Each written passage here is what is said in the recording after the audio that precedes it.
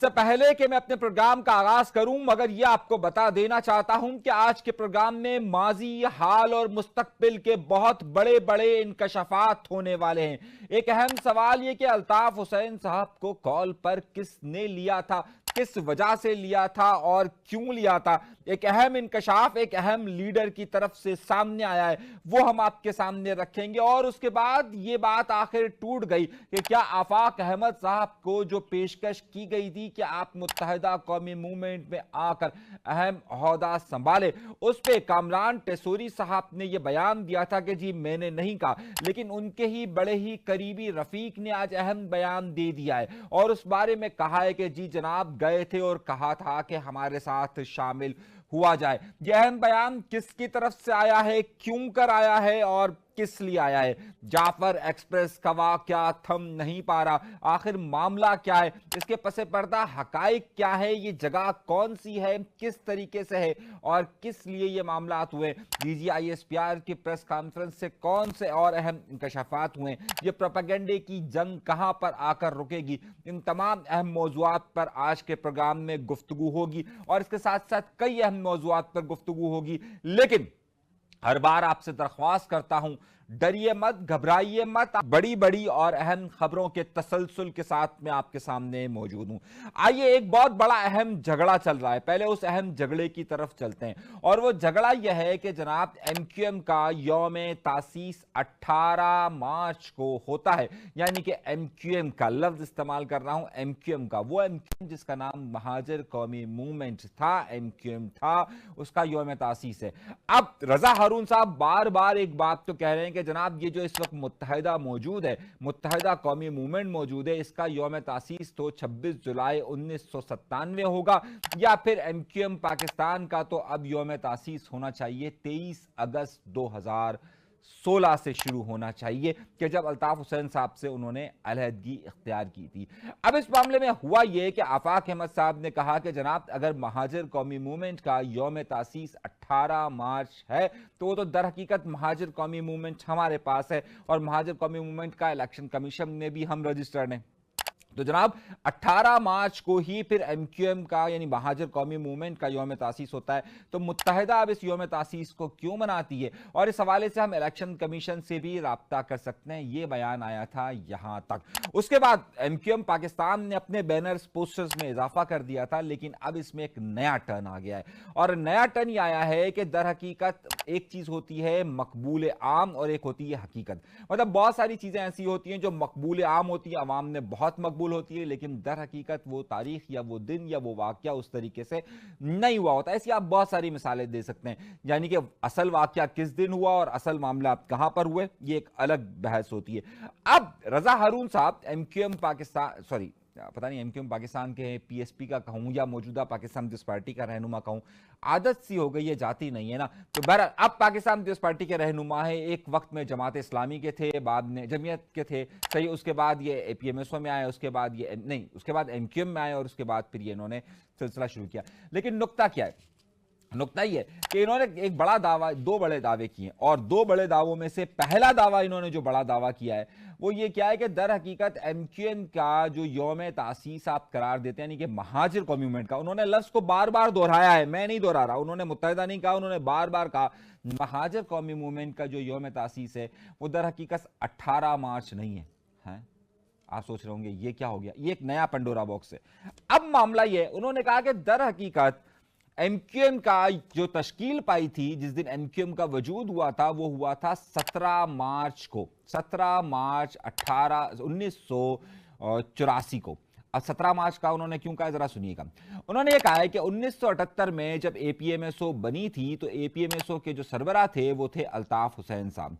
अल्ताफ हुसैन साहब को वहां से बकौल उनके कि जमीयत के थंडर स्क्वाड ने मारा और ये लोग वहां से यूनिवर्सिटी से निकले और 1982 में अल्ताफ हुसैन साहब बाहर चले गए, लेकिन उनके राब्ते यहां पर मौजूद जो लोग थे उनके साथ थे। 17 तारीख को ये फैसला किया गया कि जो है वो अब एपीएमएसओ की जगह महाजर कौमी मूवमेंट बनाई जाए। और जब महाजर कौमी मूवमेंट बनाने का ऐलान किया जा रहा था, उससे पहले अल्ताफ हुसैन साहब से बात हो चुकी थी। अब अल्ताफ हुसैन साहब इस पूरे अमल में साथ साथ शामिल थे और जिस दिन ये प्रेस कॉन्फ्रेंस करनी थी, उस प्रेस कॉन्फ्रेंस में बराह रास्त अल्ताफ हुसैन को लाइव कॉल पर लिया गया था ताकि वो ये पूरी प्रेस कॉन्फ्रेंस सुन सके। दर हकीकत ये इसमें जो बहुत सारे लोग कहते हैं कि उस वक्त अल्ताफ हुसैन साहब का इन्वॉल्वमेंट था, रजा हारून साहब ने नया पेंडोरा बॉक्स खोला है और वो ये कह रहे हैं कि जनाब अजीम तारिक साहब और ये सब लोग आपस में राब्ते में थे और क्योंकि एपीएमएसओ से ही महाजर कौमी मूवमेंट बन रही थी और उसके सरबरा क्योंकि अल्ताफ हुसैन साहब थे, इसलिए बाकायदा अल्ताफ हुसैन साहब को प्रेस कॉन्फ्रेंस सुनाने के लिए उस वक्त अमेरिका से पाकिस्तान यानी पाकिस्तान से अमेरिका एक कॉल मिलाई गई थी और वो पूरी उस प्रेस कॉन्फ्रेंस को सुन रहे थे और उनकी तमाम सरगर्मियों में साथ थे। और 1984 के आखिर में जब वो वापस आए तो उन्होंने एमक्यूएम की सरबराही ली है। अब 2 नए पेंडोरा बॉक्स खुल रहे हैं। उनके मुताबिक उन्हें डॉक्टर इमरान फारूक ने यह बताया था कि 17 तारीख को यह असल में यौम तासीस यानी उस दिन बना था, लेकिन 18 तारीख को क्योंकि यह खबर अखबारों में छपी थी और इसीलिए 18 तारीख के नाम से यह मशहूर हो गई। और दूसरी बात, उन्होंने यह बात नया राज अफशा किया है कि जनाब उस वक्त उस प्रेस कॉन्फ्रेंस में अल्ताफ हुसैन फोन पर बराह रास्त मौजूद थे। अब ये 2 नई बातें इन्होंने कही है क्योंकि आजकल रजा हारून साहब बहुत ज्यादा एक्टिव हैं, मुख्तलिफ पॉडकास्ट कर रहे हैं और मुख्तलिफ खबरें भी देते जा रहे हैं। तो सारे ये एक बड़ी अहम खबर है कि अब तक ये जो दावा किया जा रहा था कि इस प्रोसेस में वहां पर जिस दिन ये बनी थी उस दिन अल्ताफ हुसैन साहब मौजूद नहीं थे, लेकिन अब ये नया पेंडोरा बॉक्स इन्होंने खोला है कि उनकी वो थे और बाकायदा क्योंकि वो एपीएमएसओ के सरबराह थे इसलिए उनको साथ यहां पर रखा गया था। एक खबर। अब आए दूसरी खबर की तरफ और दूसरी खबर भी मैं आपको बहुत सारी खबरें देने वाला हूं, जरा सा गौर से और तहम्मुल के साथ सुनते रहिएगा कि मामला क्या है। जाफर एक्सप्रेस बलूचिस्तान के अंदर हो क्या रहा है और बलूचिस्तान के अंदर मामलात कहां पर आकर रुक रहे हैं, जाफर एक्सप्रेस की असल हकीकत क्या है, इसको समझना और सोचना बहुत ज्यादा जरूरी है। दर हकीकत जाफर एक्सप्रेस में जिस दिन हमला होता है 1 बजे के करीब, पहले है ये देखिए कि यह हमला किस जगह होता है। यह बोलाम का वो पहाड़ी सिलसिला है कि जहां पर तकरीबन 17 के करीब टनल्स बनाई गई हैं और 130 साल पहले इस इलाके में अंग्रेज जब आए थे तो उन्होंने ये टनल्स बनाई थी, उसके बाद से तो टनल्स बनी नहीं है। ये रास्ता जहां पर ये टनल्स बनी हुई है, यहां पर 8 नंबर टनल पर से कुछ फासले पर यह वाकया रोनुमा हुआ है। इतलात ये मिल रही हैं कि यहां पर ये जो लोग भी दहशतगर्द आए थे या जिन्होंने यहां पर अटैक किया है, ये करीबन 1 दिन पहले से यहां पर मौजूद थे और ये मुकम्मल तौर पर रेकी कर रहे थे। ये जहां से कोयटा से ये ट्रेन चली है वहां से भी रेकी में थे, हर स्टेशन पर वहां पर उसके साथ रेकी कर रहे थे और उसके साथ साथ इनके ताल्लुकात दीगर मुल्कों के साथ भी मौजूद थे। ये एक बात सामने आ रही है। अब जब वहां पर ये रेकी हो रही थी और जैसे ही आते हैं तो पहला एक ब्लास्ट होता है और पहला ब्लास्ट होने के बाद जब ट्रेन रुक जाती है तो आगे से ड्राइवर भाग जाता है, जो बाकी आगे जाकर लोगों को बताता है कि जनाब ये ट्रेन को रोक लिया गया है।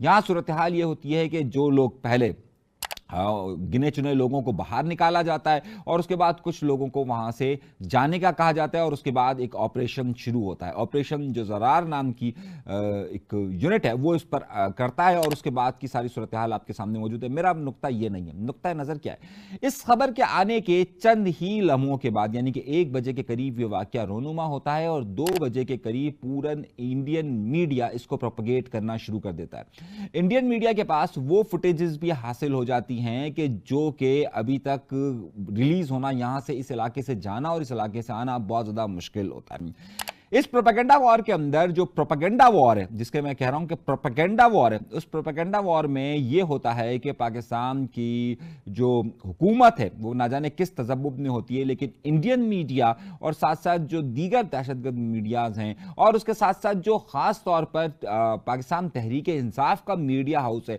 वो इसे बहुत तेजी के साथ, ताकत के साथ चलाना शुरू कर देता है। इस वजह से होता ही है, मैंने आपसे उस वक्त भी कहा था कि जब वॉर कंडीशन होती है तो आपको मालूम नहीं होता कि किसने किसका नुकसान किया, कि बीएलए अटैक कर रही है आम सिविलियन पर, बीएलए अटैक कर रही है फौजियों पर, या वहां पर उस वक्त ऑपरेशन का सिलसिला जारी है, फौज के दस्ते वहां पर हमला कर रहे हैं। आखिर मामला क्या है? असल में वजह यह होती है कि उस वक्त इस बात को समझना बहुत ज्यादा मुश्किल होता है, और उसी लम्हों के अंदर जो प्रोपेगेंडा वॉर है उसके अंदर इंडियन और दीगर मीडिया ने बड़ा अपना अहम किरदार अदा किया, और उस अहम किरदार में उन्होंने बहुत सारी ऐसी खबरें भी फैलाना शुरू कर दी कि जो कि हकीकत से बहुत ज्यादा दूर थी। दर हकीकत वहां पर हलाकतों का सिलसिले की अभी तक सही तखमीना नहीं लगाया जा सका। DGISPR ने जो प्रेस कॉन्फ्रेंस की है उस पर उन्होंने उनकी तादाद 26 बताई है, जबकि दूसरी तरफ के जो अभी तक की जो मालूमात मिल रही है उसमें तकरीबन 300 से ज्यादा लोग वापस पहुंच चुके हैं। इसका मतलब है कि वो प्रोपेगेंडा के जिसमें बात कही जा रही थी कि 200 के करीब अफराद वहां पर इन्होंने शहीद किए, ये 200 के करीब अफराद मौजूद नहीं थे। तो अब इसका मतलब यह है कि अभी भी बहुत सारी धूल रह चुकी है। हकीकत क्या है और क्या मामला हैं, हमें थोड़ा सा और इंतजार करना पड़ेगा कि जिसके बाद ये सही इत्तलात मिल सकेगी कि जो दहशतगर्द किस तरीके से आए थे, किस तरीके से हमला, और उसे फिल्टर करना पड़ेगा। हर तरफ के प्रोपेगेंडे को फिल्टर करने के बाद हमें देखना पड़ेगा कि असल मामला है क्या और किस तरीके से। जितनी ताकत के साथ इंडियन मीडिया ने इसे अपनी कार्रवाई बताई, मैंने अपने आपको पिछले प्रोग्राम के अंदर भी बताया था कि यह बात समझ से बाला है कि जैसे ये वाकया रोनुमा हुआ है, इंडियन मीडिया इसे ना BLA की कार्रवाई करार दे रहा था, ना इसे किसी और की कार्रवाई करार दे रहा था, बल्कि ये अपने ऊपर क्रेडिट ले रहा था कि जनाब रॉ ने बहुत बड़ा अटैक किया। आमतौर पर कोई भी मुल्क इस तरह की कार्रवाइयों की किस तरीके से खुद से जिम्मेदारी लेता है, ये बात समझ से बाहर है। और मैंने आपको कुछ प्रोग्राम्स के क्लिप्स अपने पिछले प्रोग्राम्स में दिखाए थे कि ये समझ से बाला है कि इसे इंडियन मीडिया क्यों जो है वो अपना प्रोजेक्ट तस्वुर कर रहा है और क्यों इतना प्रोपेगेंडा कर रहा है और क्यों इस प्रोपेगेंडा वॉर में कूदा है, कि क्या वाकई में ये इंडियन प्रोजेक्ट था और इसकी प्रोजेक्ट में इंडिया, अफगानिस्तान और दीगर लोगों को भी साथ शामिल किया गया था। इसमें मजीद हकाइक सामने आने वाले हैं और मजीद बातें सामने आने वाली है, क्योंकि इंडिया का जो पिछले दिनों के अंदर कुछ किरदार रहा है वो बड़ा सवालिया निशान है। और क्या जिसे एक अलहदा एक मूवमेंट करार दिया जा रहा था, यानी जिसे इंडिजीनियस मूवमेंट करार दिया जा रहा था कि भाई नहीं, बलूचिस्तान की अपनी एक जाती मूवमेंट है वहां पर बलोचों ने की है, क्या अब यह मामला खत्म होता जा रहा है और इसके पीछे दर हकीकत ऐसे ममालिक के नाम आना शुरू हो चुके हैं? ये सारी बातें आगे चलकर हम आपको बताएंगे और बहुत तफसील के साथ अगले चंद दिनों में बताएंगे। जरा सा थम जाने दीजिए मामलात को, और ये प्रोपेगेंडा वॉर जो है, खासतौर पर जो इंडियन प्रोपेगेंडा वॉर है, उससे जरा सा थम जाए तो फिर हमें जरा सूरत हाल समझ में आएगी कि ये मामला चल किस तरफ रहा है और कहां जा रहा है। खैर, इसलिए जरा सा इस पर तहम्मुल से देखिएगा, किसी का हिस्सा ना बने, क्योंकि आप अगर कोई गलत इंफॉर्मेशन कहीं से फैलाते हैं तो इसका मतलब है कि आप भी उसकी तरफ मुंतकिल हो रहे हैं। तो सही मालूमात आने दीजिए। हमने पहले भी कहा है कि बलूचिस्तान का मसला हो, वो बलूचिस्तान का मसला हर सूरत पर मुज़ाकरात, बातचीत के जरिए ही हल करना होगा। वहां की खास तौर पर पाकिस्तान की वफाकी हुकूमत को, सियासी कुव्वतों को इस मामले के अंदर कूद कर इस मामले को हल करना पड़ेगा।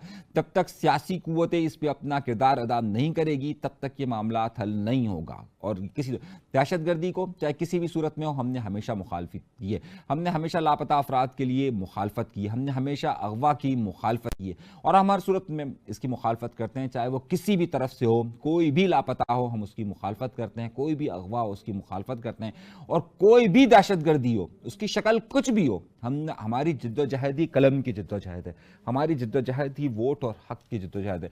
तो हमने हमेशा इस बात की मुखालफत की है कि जनाब तशद्दुद किसी भी सूरत में, किसी भी हाल में काबिल कबूल नहीं हो सकता है। बाकी जिस तरह हम कह रहे हैं कि अगवा नहीं होना चाहिए, लापता किसी को भी नहीं होना चाहिए, तशद्दुद नहीं होना चाहिए, तो हम अपनी बात पर कायम है कि किसी भी सूरत में, किसी भी जगह से कोई भी state actor, non state actor, ये कोई भी तंजीम कुछ भी कर रहा हो, इसे कबूल नहीं किया जा सकता। लेकिन असल सवाल यह कि इसमें जो प्रोपेगेंडा हो रहा है, उस प्रोपेगेंडे की हकाइक क्या है, ये जानने के लिए हमें थोड़ा सा इंतजार करना पड़ेगा। वॉर कंडीशन में हर कोई अपनी अपनी हाँक रहा होता है, किसी को कुछ नहीं मालूम होता, और इतनी दूर दराज इलाके से मालूमात की सही तरसील अभी भी मुमकिन नहीं होती है।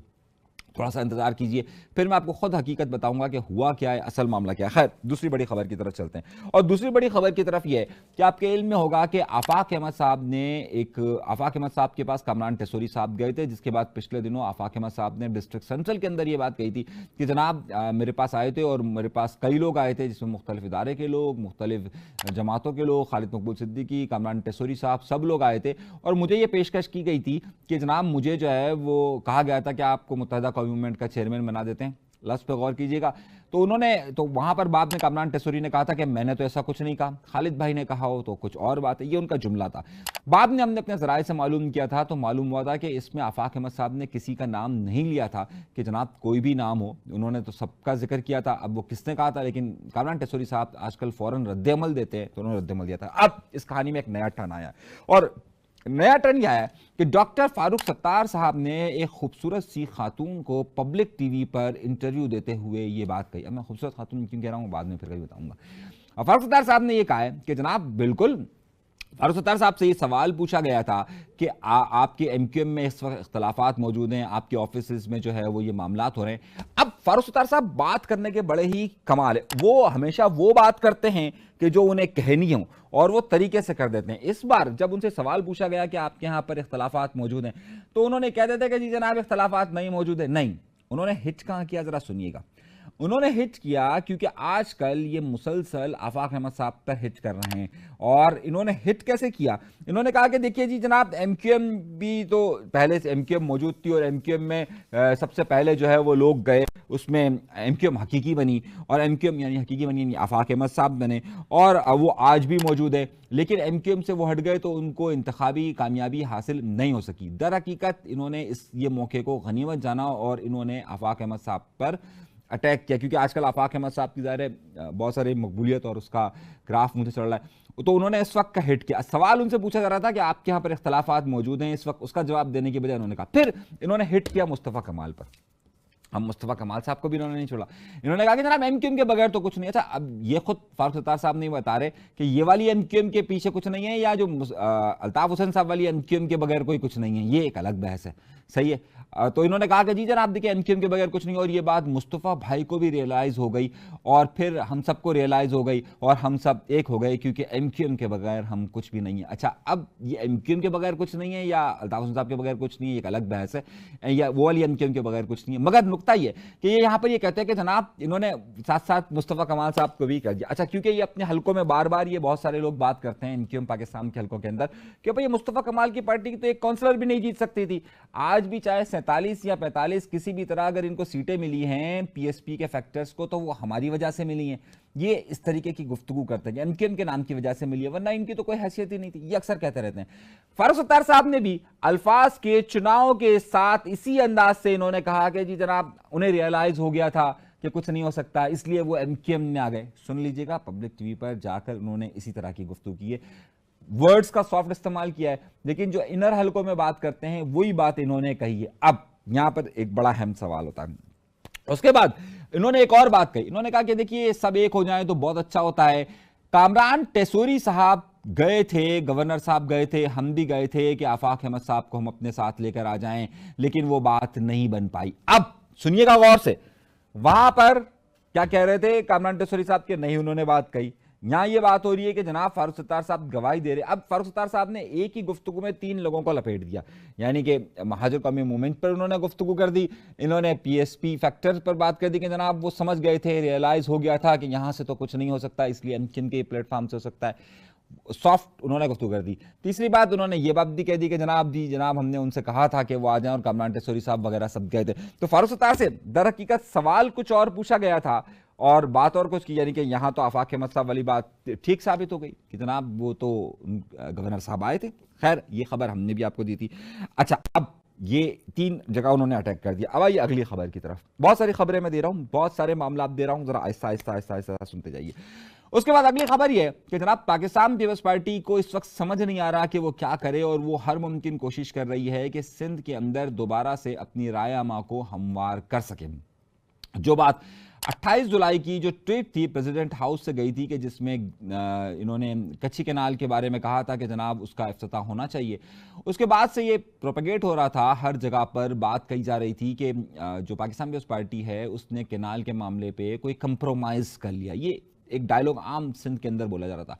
और उसके बाद सिंध के अंदर कैनाल के हवाले से एक बड़ी मूवमेंट ताहाल अभी तक जारी है।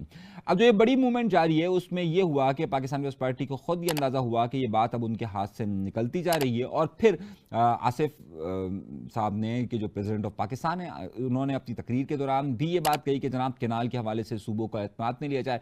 अब सूबाई असम्बली के अंदर करारदाद भी पेश हुई है। आज बिलावल भुट्टो ज़रदारी साहब कराची के अंदर मौजूद थे, वहां भी उन्होंने इसका जिक्र किया। मामला क्या है? मामला यह है कि क्या पाकिस्तान पीपल्स पार्टी अब उसके हाथ से यह मामला जा चुका है, और बार बार अब आज भी उन्होंने जो बातें कही हैं वो बहुत सारी बातें कही। उसके जवाब में वहां पर पीटीआई के जो रहनुमा मौजूद थे पीटीआई ने जो है उस पर कड़ी तनकीद की है और पीटीआई के जो पार्लिमानी लीडर हैं शब्बीर कुरैशी साहब, उनकी तकरीर का एक छोटा सा 10 सेकंड सुन लीजिए तो आपको अंदाजा हो जाएगा। ये 10 सेकंड आप सुने इनका। ये जनाब सदाती, ये भी मीटिंग है, मिनट मौजूद है। ये जनाब 24 जुलाई 2024 से जब होता है तो उसको गुमसुम कर लिया जाता है। लेकिन वो कहते हैं ना, बेखुदी बेसबब नहीं गालिब, बेखुदी बेसबब नहीं गालिब। कुछ तो है जिसकी यहाँ पर्दादारी है। तो ये पर्दादारी क्या है या मैं नहीं मालूम, लेकिन हम इतना जानते हैं कि सिंध के पानी पर और कराची के पानी पर अगर जंग होगी तो कराची का बच्चा बच्चा, सिंध का बच्चा बच्चा एक ही नारेगा। वो कहते ना, तुम कहते थे मरसू मरसू सिंध न डरसू, मैं कहता मरसू मरसू पानी न देसू। तो इन्होंने काफी कहा है कि जनाब ये आप लोग अब क्यों बात कर रहे हैं, जब आप लोगों ने पहले बात करनी थी तो उस वक्त बात करनी है। अच्छा, एमक्यूएम इस हवाले से ज्यादा रद्द-ए-अमल के तौर पर सामने नहीं आ रही है। मुत्तहिदा कौमी मूवमेंट पाकिस्तान ने खालिद मकबूल सिद्दीकी के साहब के साथ कल एक प्रेस कॉन्फ्रेंस की थी। तो मेरा ख्याल था कि वो प्रेस कॉन्फ्रेंस में जहां खास तौर पर दहशतगर्दी के हवाले से गुफ्तगू कर रहे हैं, वहां पर वो कैनाल के हवाले से ही बात करेंगे, क्योंकि पाकिस्तान पीपल्स पार्टी और सिंध का ये बड़ा इस वक्त मसला बना हुआ है। क्योंकि दूसरी तरफ अगर आप एमक्यूएम यानी महाजर कौमी मूवमेंट आफाक अहमद साहब को देखिए या लंदन फैक्टर को देखिए, तो वो इस वक्त कैनाल के मामले पर उस तरफ नजर आ रही है। पीटीआई भी जो है वो कैनाल के मामले में, जो पीटीआई सिंध है, पीटीआई कराची या सिंध की जो है वो भी कैनाल के मामला अपने दूसरी तरफ नजर आती है। लेकिन तवक्कुआत ये की जा रही थी कि एमक्यूएम पाकिस्तान भी कैनाल पर कुछ गुफ्तगू करेगी, लेकिन उन्होंने कैनाल पर गुफ्तगू से इज्तनाब बरता। अलबत्ता उन्होंने एक मुख्तसर प्रेस कॉन्फ्रेंस की, लेकिन उनका फोकस जो है वो दहशतगर्दी के जो वाक़यात थे, खासतौर पर जो बलूचिस्तान के अंदर हो रहे हैं, जाफर एक्सप्रेस का एक वाक़या इनके जहन में था, और सेकंड जो इनका जो मेन फोकस था वो था टीटीपी का। लेकिन इन्होंने दहशतगर्दी के हवाले से गुफ्तगू की। कैनाल पर एमक्यूएम पाकिस्तान उस तरीके से सामने नहीं आई जिस तरीके से इस वक्त पीटीआई सामने आ रही है, महाजर कौमी मूवमेंट सामने आ रही है, कौम परस्त जमातें सामने आ रही है, या लंदन का फैक्चर जो है वो सामने आ रहा है। लेकिन इस तरीके से पाकिस्तान पीपल्स पार्टी अब कौन सा रास्ता अपनाने में कामयाब हो जाएगी, ये एक बहुत मुश्किल मामला है, क्योंकि पाकिस्तान पीपल्स पार्टी को इस वक्त ताहाल दोनों सूरतों में रास्ते निकालने की जरूरत है, लेकिन वो निकाल नहीं पा रही है।